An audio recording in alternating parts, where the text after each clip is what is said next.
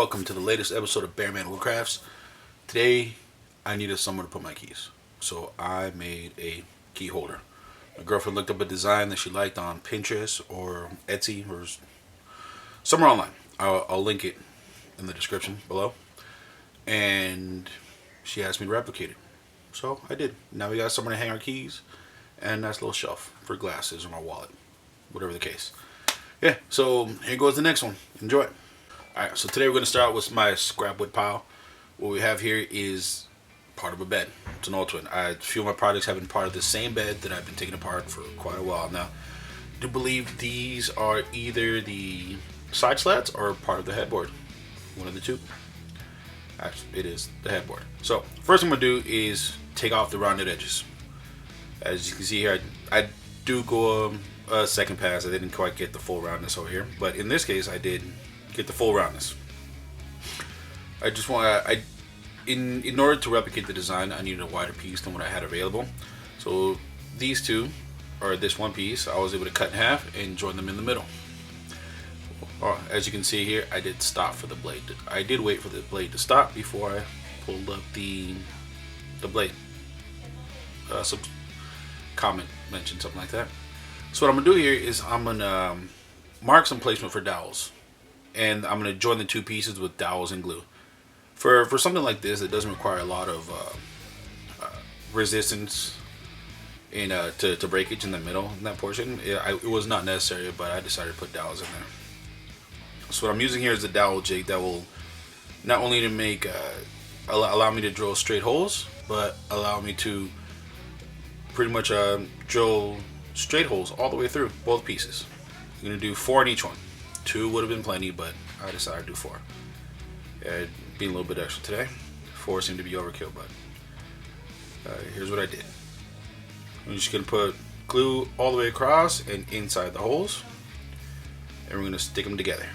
Now these two pieces do have a little bit of warp, but I'm going to run them through the planer once it dries. Here I'm using a damp cloth to wipe off the excess glue that it squeezed out, the squeeze out some people call it. And once it's dry, I'm gonna run through my planer.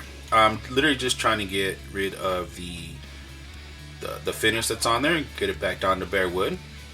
The thickness of this doesn't really matter to the project I was working on. And then once that's done, we're gonna square off one of the edges. And later on, we'll cut off the excess on the other side. But for right now, I just need one edge to be square. There you go. Using the Handmade gauge there. So once I have the square edges, I'm going to mark where I want the inserts to be for the inserts that hold the keys. I'm going to have 6 evenly spaced gaps here. I'm leaving the rule that I'm using is metric, so I was 10 millimeters from the edge on both sides, just about, give or take. And I'm going to stick it on here onto my table. I just recently drilled these dog holes into my work table, and they are awesome. Totally underrated, yeah. So using the edge guide, I'm going to use the plunge base on the router to go in about halfway into the board with this 1/4 inch bit. I don't know what it's called, but I'm going to use the edge guide to go straight down. You'll see on the board that I have 2 sets of lines towards the end, and the slots will be offset, so they're not all parallel at the bottom, and that is on purpose. Going nice and slow, the edge guide will help me make a straight line. And the bit itself here is from Harbor Freight. It comes in a big bundle and it works just fine. I'm using, I believe this is, it seems to be a softwood. I'm not too familiar with kind of what it is. And one thing you'll notice is at the very top, I don't go all the way to the edge because the edge guide does not help me reach that far. And we will be cutting off that excess later, so I don't need it to be all the way to the edge. I want the edge to be, once I cut it, I want it to be nice and squared, and this way will help it out. We're going to do 6 slots. So, 3 of them all the way to the first line, 3 of them just to the second line. This skill router has been awesome every step of the way. It is a low-priced router. It comes with a fixed base and a plunge base, and they both work amazing. I have no complaints. The edge guide worked really well. You'll see some markings on the clear acrylic on the front. That's just to show me how much space there is between the router, the center of the router bit and the edge, both on the flat side and the round side. And we're just going to go all the way through, all the time. Just going to go nice and easy and take it nice and slow towards the end, so I don't go past the line. And here is the final one. I was a little worried that it was going to be a little too close to the edge here, but the edge guide helped out really well. I have yeah, no concerns. Just went nice and easy. The Harbor Freight bit also went through very nice and easy. You see me approaching the line very slow. Turn it off, release the plunge, and we'll take it off. So as you can see here, the router leaves a round edge. I don't want a round edge because the inserts I'm going to put are not going to be round at the bottom. They're going to be nice and square. So I'm using this chisel, also from Harbor Freight, and I'm just going to square off the bottoms. The chisel itself is about a 1/4 inch wide, so it really helps out. I think it's the smallest one that I had in the pack, but it's just going to help me square off the edges. I'm doing a general squaring off here. I will fix it a little bit later, off camera most likely. But I just want the bottoms to be square, and that's all this is going to do. Alright, once the edges are squared, I'm going to use this edge guide for my circular saw to cut off the X's on the right hand side towards the bottom. And I want to cut off all the X's so that there is a like a divot, I guess you could say, for the inserts to be able to hang off from the end. They're not going to be flush with the wood. They're going to hang off about 1.5 inches from the edge. So I want them all. So I want there to be an opening at the end. So I just cut at the length of the shortest router roll. You can see there it cuts straight through. And then here's one more router cutout that I'm going to make for a shelf that I'm going to be putting in there later. And this will be the last one with this. That's going to be cutting into there. Alright, so I'm going to go left to right on this one. I don't think it was necessary to go twice, but I did it. Here we go. Alright, so once that's done, I got this another scrap piece from the same bed. This is also part of the headboard, but it's going to be one of the legs on the side.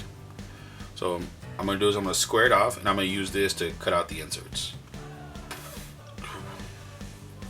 Nice and cold out here. Oh yeah. So as you can see there, I've already squared it off. I took off all the finish on the planer, and I'm going to mark a 45-degree angle cut on the side, and that'll be like a makeshift like hook kind of thing that I'm going to be cutting into the wood, and then I'm going to be using the table saw for that. Here we got my angle gauge that it's going to help me get the 45. It's not really necessary for this specific project. The angle is going to be like a standalone angle that doesn't go with anything, but I'm going to use that to make sure that they're all the same. Using the miter gauge, I'm going to cut along the lines there to get it big enough hole so that the keys can go in. There is a lot of X's on the left hand side there, but I do cut that off later.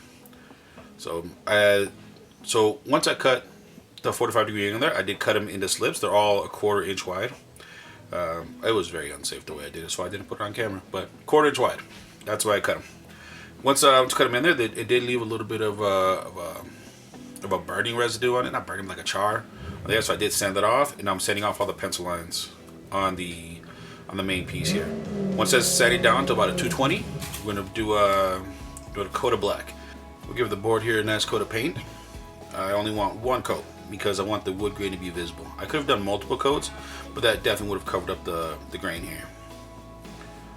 There we go. All right. After that, these little slots, or the inserts that are going to hold the keys, my girlfriend said they were protruding a little too much, so I cut them a little bit shorter. After that, we're going to put some glue in the. I did cut all 6.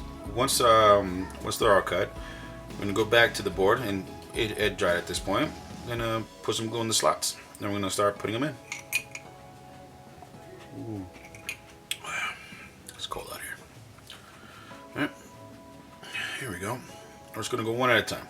So what I did here is I pressed in closer towards the top, and then like wedge it down towards the bottom so that the glue would squeeze out towards the opened end instead of towards the closed end there. If it was glue was going to squeeze out, rather have it squeeze out at the open end there. Alright, so here I'm going to make the little shelf. This is a piece of wood that was already cut at a pretty close size. I just chopped off the end a little bit, maybe about a ½ inch.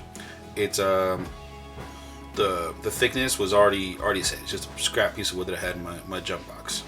What I'm doing here is putting a little, I don't know if it's called like a mortise, tenon, rabbit, maybe something like that it's called. And we're going to cut that to be the thickness of that hole I cut earlier, about 1/4 inch. The height of the router was adjusted so that the insert was about slightly under 1/4 inch. Not on purpose, but it was meant to be 1/4 inch. And it slides in there nice and tight. We're going to add some glue there. I also added some glue at the other end. And now we're just going to push it into this slot. So I'm not too worried about this thing holding too much weight. It's literally just for my wallet or maybe a pair of glasses. And then we're going to clamp it down. Make sure it doesn't stick out the end there. Alright. Clamp it down on one end, and then another clamp will bring down the other end. There we go. Nice little squeeze in there. Alright. So once that's dry, this was done the next day. We're going to start making the lines for the keyhole slots. Now, this is something I definitely should have done a long time ago and not really waited till this long, but I found a way to do it pretty easy. So all I'm going to do here, in this case, it was about 1.5 inches on both ends, and I ended up both sides of the lines are not 1.5 inches away, but 1.5 inches ended up being what I went with. Now I'm just going to transfer those lines to the edge. They're going to transfer the edge and on the top. That way, once I bring it to my stationary router, I can use those lines as guides to where to start and stop the lines or the cut. You'll see it coming up pretty soon. All I did here was because it was already painted, I put a piece of masking tape on there so I can mark on the masking tape and not on the project itself. Here, so we got the keyhole slot in there. It's up about I'm leaving about 1/3 of the thickness just untouched towards the edge. And those lines, I'm going to line them up with that black line on the fence. That'll let me know where to start and where to stop the cut.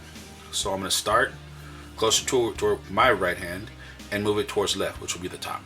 And then once it's at the line, I will stop the router and then reposition it on the other side. And there you go. And that's what it looks like when it's done. I have already applied finish at this time. I put some lacquer or polyurethane, one of those two, and sprayed it. And here we go.